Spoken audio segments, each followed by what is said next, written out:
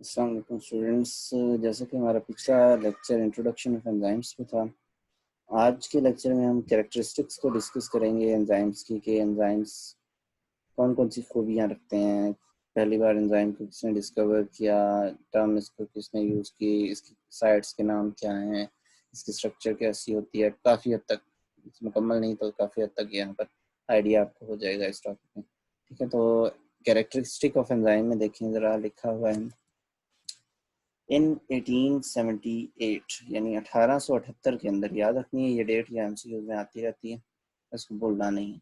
तो 1878 के अंदर जर्मन फिजियोलॉजिस्ट विन हेल्म कुहने, ये विन हेल्म कुहने यार साइलेंट है, विन हेल्म भी कह देते हैं, लेकिन विन हेल्म कुहने जो है, इसने पहली बार यूज़ की टर्म एंजाइम की। तो term of enzyme was first used by Wilhelm या विनहेम कुहने या कुने। आगे enzyme are globular protein like all proteins, यानी एंजाइम जो है वो भी जितनी भी एंजाइम है वो सारे के सारे ग्लोबुलर प्रोटीन्स हैं। और जैसे कि हम जानते हैं कि प्रोटीन्स एंजाइम्स जो हैं वो मेडअप होते हैं long linear chain of amino acids, यानी लंबी लीनियर यानी सीधी चेन्स किसकी, अमीनो एसिड्स की जो है वो क्या होती हैं, फोल्ड होती हैं आपस पे। जैसे तस्बीह को अगर आप बल देते जाएं दिलते जाएं तो तस्बीह के दाने आपस में एक दूसरे के फोल्ड होते जाते हैं। तो इस तरह long linear chain amino acids की फोल्ड होती जाती हैं होती जाती हैं होती जाती हैं और थ्री डायमेंशनल एक मॉलिक्यूल बनाती हैं, इसको हम कहते हैं प्रोटीन। और वो अगर ग्लोबुलर फॉर्म में हो तो फिर हम उसको एंजाइम कहते हैं। तो थ्री डायमेंशनल मॉलिक्यूल जो है, यानी तीनों डायरेक्शन में, आगे पीछे ऊपर नीचे दाएं बाएं, यानी ये सारे एरियाज के अंदर वो फैले हुए हैं।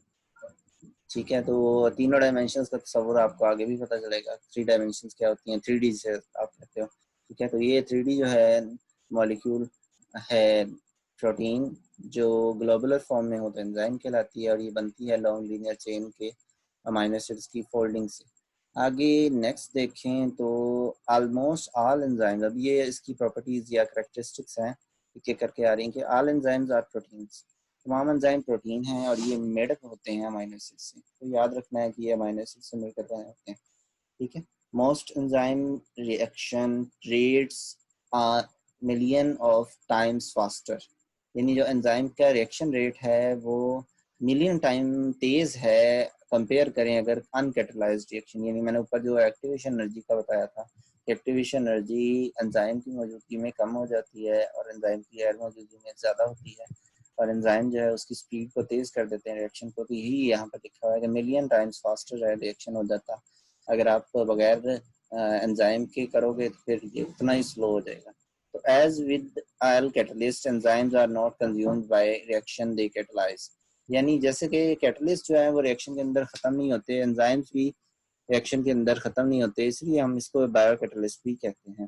तो एंजाइम्स जो हैं आर यूजुअली वेरी स्पेसिफिक, ये बहुत स्पेसिफिक होते हैं। स्पेसिफिक से मुराद ये स्पेसिफिक टू कंपाउंड होते हैं, यानी अगर कोई एंजाइम जो है वो ग्लूकोज के लिए काम कर रहा है तो वो ग्लूकोज तक ही रहेगा, वो किसी और कंपाउंड को टच नहीं करेगा, उसको रिएक्ट नहीं करवा सकता। लेकिन अगर कोई कंपाउंड किसी ग्लूकोज के बजाय वाटर या कार्बन डाइऑक्साइड जैसे मॉलिक्यूल्स के ऊपर रिएक्ट कर रहा है तो फिर वो कभी ग्लूकोज के साथ नहीं कर रहा करेगा। तो स्पेसिफिक होते हैं इस टाइप ऑफ रिएक्शन के लिए for the nature of their substrate, और इनकी जो स्पेसिफिसिटी है वो नेचर ऑफ सबस्ट्रेट पर डिपेंड करती है, यानी सबस्ट्रेट कैसा है एंजाइम की फंक्शन उस पर डिपेंड करता है, यानी एंजाइम का फंक्शन डिपेंड करता है सबस्ट्रेट की स्ट्रक्चर पे। तो only a small portion of enzyme molecule is directly involve in catalysis, जो एंजाइम है उसका सारा हिस्सा कैटालिसिस में हिस्सा नहीं लेता, बल्कि उसका एक छोटा सा है, यानी एक स्मॉल सा पोर्शन जो है वो हिस्सा लेता है कैटालिसिस के अंदर, यानी कैटलिस्ट के तौर पर। और इस रीजन को जो कैटलिस्ट के तौर पर यूज होता है उसको हम कहते हैं उसकी एक्टिव साइट। ठीक है, तो एक्टिव साइट जो है वो हिस्सा है जहाँ पर रिएक्शन होना है एंजाइम के ऊपर। अगर मैं एग्जांपल देना चाहूँ तो मैं ये कह सकता हूँ कि आपके पास फर्ज कर लें कि ग्लोबुलर फॉर्म में ये आपके पास एंजाइम है, और इसमें ये जो है, एक मैं थोड़ा सा आपको शो करने के लिए यहाँ पर ये ग्लोबुलर सा एंजाइम है, फर्ज कर लेंगे क्योंकि तस्वीर इतनी अच्छी नहीं बनी। ठीक है, तो ये जो यहाँ पर ये पार्ट है, ये वाला पार्ट, ये जो मैं हाईलाइट कर रहा हूँ, ठीक है, ये वाला पार्ट जो है, इस पार्ट पर रिएक्शन होना है। ये सारा पार्ट जो है वो किसी काम का नहीं। तो रिएक्शन जिस पार्ट पर होना है, अगर मैं कलर थोड़ा चेंज करूँ तो वो क्या है, कौन सा है, ये वाला पार्ट, ये हिस्सा। ठीक है, अब इस हिस्से पर रिएक्शन होना है, इस हिस्से पर नहीं होना। तो इस हिस्से को हम कहेंगे कि ये इसकी क्या है, ये इसकी एक्टिव साइट है। ठीक है, तो एक्टिव साइट वो पार्ट होता है किसी भी एंजाइम का जिसने कैटालिसिस में या कैटालिटिक रिएक्शन के अंदर पार्ट लेना है, यानी कैटालिटिक रीजन को हम ये कहते हैं कि ये क्या है, ये कैटलिस्ट का ये इस काम यहाँ पर ये करता है। ठीक है, चले अब इसको खत्म करते हैं। ठीक है, आगे लिखा हुआ है कि it recognise and bind substrate. ये जो एक्टिव साइट है ये पहले तो पहचान करती है कि कौन सा सबस्ट्रेट बाइंड करवाना है। बाइंड करने के लिए जो सबस्ट्रेट खास होता है, स्पेसिफिक होता है, उसको ये अपने साथ बाइंड करवाती है और फिर कैरीज करती है रिएक्शन को, यानी कैरी आउट रिएक्शन हो जाता है। ठीक है, और एंजाइम जो है वो प्रोडक्शन कैन बी एनहांस्ड और diminished by cell according to needs. यानी ये जो एंजाइम है उसकी प्रोडक्ट की जो प्रोडक्शन है वो बढ़ाई भी जा सकती है, एनहांस भी की जा सकती है और डिमिनिश भी की जा सकती है, यानी कम भी की जा सकती है। कैसे? इसके लिए भी एंजाइम के पास कुछ एक्सेसरीज होती हैं, एंजाइम के साथ ही कुछ ऐसे ग्रुप्स लगे होते हैं जो ये काम कर सकते हैं। तो जो एनहांस और डिमिनिश करने वाले कह लें ग्रुप्स हैं, उनको यहाँ पर लिखा है कि जो एक्टिविटी को एनहांस करते हैं उनको हम कहते हैं एक्टिवेटर। एक्टिवेटर जो है वो क्या करते हैं, एनहांस, और जो इनहिबिटर होते हैं वो डिमिनिश करते हैं। क्या करते हैं, डिमिनिश करते हैं रिएक्शन की एंजाइम की प्रोडक्शन रेट को। ठीक है, तो रेट बढ़ाना है तो एक्टिवेटर यूज करो, रेट कम करना है तो फिर इनहिबिटर यूज करो। इनहिबिटर जितना आप यूज करोगे रेट रिएक्शन का उतना स्लो होता जाएगा, लेकिन अगर एक्टिवेटर यूज करोगे तो पहले से ज्यादा तेज होता जाएगा। बाकी some enzymes do not need any additional component to work. कुछ एंजाइम होते हैं जिनको कोई चीज नहीं चाहिए रिएक्शन करवाने के लिए। समझ लें कि कुछ एंजाइम ऐसे होते हैं जो अपने लिहाज से सारे काम अकेले कर सकते हैं, लेकिन कुछ एंजाइम ऐसे भी होते हैं जिनको रिक्वायर होता है नॉन प्रोटीन पार्ट या नॉन प्रोटीन मॉलिक्यूल उसके साथ बाइंड करना चाहते हैं और उसके बगैर वो रिएक्शन नहीं करवा सकते। तो वो जो नॉन प्रोटीन पार्ट है, मॉलिक्यूल की फॉर्म में हो सकता है, आयन की फॉर्म में हो सकता है, उसको हम कहते हैं कि वो कोफैक्टर कहलाता है। तो कोफैक्टर असल में एंजाइम के साथ एक एडिशनल पार्ट होता है जो एंजाइम की मदद करता है रिएक्शन को प्रोसीड करवाने में। ठीक है, ये क्या होते हैं तो लिखा है कोफैक्टर्स कैन बी इधर इनऑर्गेनिक या इनऑर्गेनिक मैटर के आयंस भी हो सकते हैं और ऑर्गेनिक। और ऑर्गेनिक कैसे हो सकते हैं, कार्बन हाइड्रोजन का फ्रेमवर्क कैसे हो सकता है कि फ्लेविन और हीम की फॉर्म में। हीम आपको मैं बता दूं कि हीमोग्लोबिन का सब यूनिट है, यानी यूनिट है जिससे मिलकर हीमोग्लोबिन जो ब्लड को कैरी करती है प्रोटीन वो बनती है। तो फ्लेविन जो है, राइबोफ्लेविन के बारे में आप आगे पढ़ोगे, ये भी आपकी बॉडी के अंदर विटामिन बनाने के अंदर यूज होती है। तो विटामिन के तौर पर फ्लेविन यूज होती है, जबकि मेटल आयंस जो हैं वो इनऑर्गेनिक होते हैं। और आपको एक इंटरेस्टिंग इंफॉर्मेशन बता दूं कि जो फ्लेविन है क्योंकि ये एज अ कोफैक्टर काम कर रही है, तो ज़्यादातर बॉडी के कोफैक्टर जो होते हैं जो एंजाइम के साथ मिलकर काम करते हैं, वो कोफैक्टर बेसिकली काफ़ी हद तक जो स्मॉल अमाउंट में ये कोफैक्टर होते हैं, इतने ज़्यादा नहीं होते बॉडी में। तो ये ज़्यादातर उनके उनके जो कह लें एंजाइम्स के ऊपर ये जो ग्रुप्स हैं ये ज़्यादातर विटामिन होते हैं, यानी विटामिन के चांसेस ज़्यादा होते हैं कि वही कोफैक्टर के तौर पर काम करें। तो ये फ्लेविन भी एक विटामिन है जो राइबोफ्लेविन विटामिन बी की टाइप है, B12 की टाइप। चलें वो भी बाद में आप देखेंगे। आगे लिखा हुआ है कि if organic cofactors are tightly bound to enzyme. अगर ऑर्गेनिक के कोफैक्टर्स जो हैं वो टाइटली बाउंड हो जाएंगे, ऑर्गेनिक कोफैक्टर ही हो, इनऑर्गेनिक आयंस ना हो।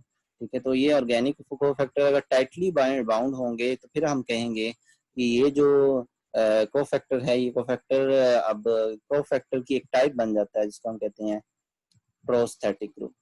यानी prosthetic group covalent organic cofactors हैं जो टाइटली बाउंड है एंजाइम के साथ। ठीक है, आगे एंजाइम्स जो हैं, सॉरी कोएंजाइम कह रहा हूँ, कोफैक्टर के बाद कोएंजाइम आता है। तो क्या है कोएंजाइम लिखा है, if organic cofactors are loosely attach, अगर ये लूजली अटैच हो, पहले टाइटली अटैच थे ऑर्गेनिक फैक्टर, अब लूजली कोफैक्टर अटैच हैं, तो इसको हम कहते हैं को एंजाइम। ये को एंजाइम कहलाता है, ठीक है। तो ये को एंजाइम कहलाता है। और को एंजाइम जो है वो ट्रांसपोर्ट करवाने या केमिकल्स को ट्रांसपोर्ट करवाने के लिए एक जगह से दूसरी जगह एंजाइम को या कंपाउंड को ये काम करते हैं। तो सम इम्पोर्टेंट विटामिन, इसमें भी इम्पोर्टेंट विटामिन जो है, राइबोफ्लाविन जो अभी मैं नाम ले रहा था विटामिन है, थायमीन, फॉलिक एसिड भी विटामिन की टाइप है, ठीक है। तो ये जितने भी हैं, थायमीन भी है आई थिंक, एक स्टार्टिंग सबसे पहला जो है विटामिन था वो थायमीन था आई थिंक। तो राइबोफ्लाविन, थायमीन और फॉलिक एसिड, ये तीनों विटामिन कोएंजाइम के तौर पर काम करते हैं, ये लूजली अटैच होते हैं, ठीक है। तो ये एक्ट करते हैं एज अ कोएंजाइम, ठीक है। तो ये याद रखना है कि ये क्या है, ये लूजली अटैच हैं, ये कोएंजाइम के तौर पर काम करते हैं। लास्ट में जो आखिरी पैरामीटर लिखा हुआ वो लिखा है कि several enzyme can work together in a specific order, यानी खास तरतीब से वो रिएक्शन करते हैं, क्रिएटिंग मेटाबॉलिक पाथवे, यानी मेटाबॉलिज्म का एक रास्ता बनाते हैं, पाथवे बनाते हैं। और जैसे मिसाल के तौर पर अगर फर्ज किया आप, मैं एक एग्जांपल दे देता हूँ कि आप गेम खेल रहे हो, एक कोई भी एक गेम खेल रहे हो, आप पहले लेवल पर हो, आप चाहते हो कि मैं चौथे लेवल पर जाऊं, हालांकि आपने पहले लेवल विन नहीं किए, क्या आप पहले लेवल से डायरेक्ट चौथे लेवल पर जा सकते हैं? कभी भी नहीं। आपको क्या करना पड़ेगा, पहले इसके बाद दूसरा लेवल खेलना पड़ेगा, दूसरे के बाद तीसरा, तीसरे के बाद चौथा।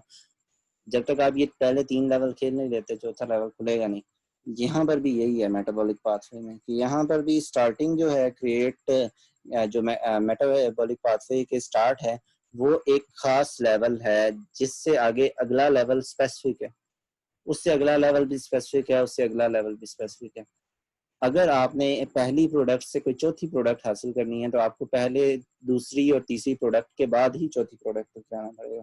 ये पाथवे जो हैं वो स्पेसिफिक होते हैं, ऑर्डर में होते हैं।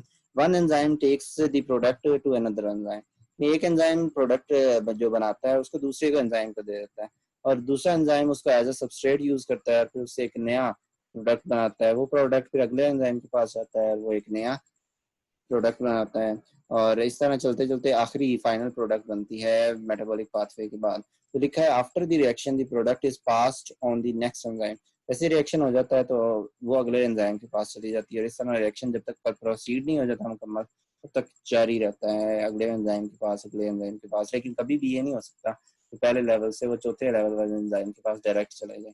तो पहले पहले से दूसरे, फिर दूसरे से तीसरे, तीसरे से चौथे के पास जाएगा, और अगर दरमियान में तीसरा नहीं है तो रिएक्शन होगा ही नहीं, रिएक्शन प्रोसीड ही नहीं करेगा। तो ये चीज़ है आपकी बॉडी में विटामिन का काम। तो विटामिन क्या होते हैं, वो कुछ हद तक एंजाइम के साथ इस तरह अटैच होते हैं कि अगर उनकी कमी हो जाए, थोड़ी सी भी कमी हो जाए, तो फिर क्या होता है कि वो एंजाइम जो है, वो एंजाइम उस रिएक्शन के एक स्टेप को करना ही छोड़ देता है। अब जब एक स्टेप नहीं होगा दरमियान से कोई, तो पहले जितने भी होते रहे, चाहे जितनी स्पीड से हो रहे हों, उस स्टेप की ना होने की वजह से अगले सारे स्टेप जो है वो नहीं हो सकते। तो ये जो रीज़न है, ये रीज़न मेटाबॉलिक पाथवे के बारे में मैंने आपको बताई है, इसको तफसील से बताया है ताकि आपको याद रहे।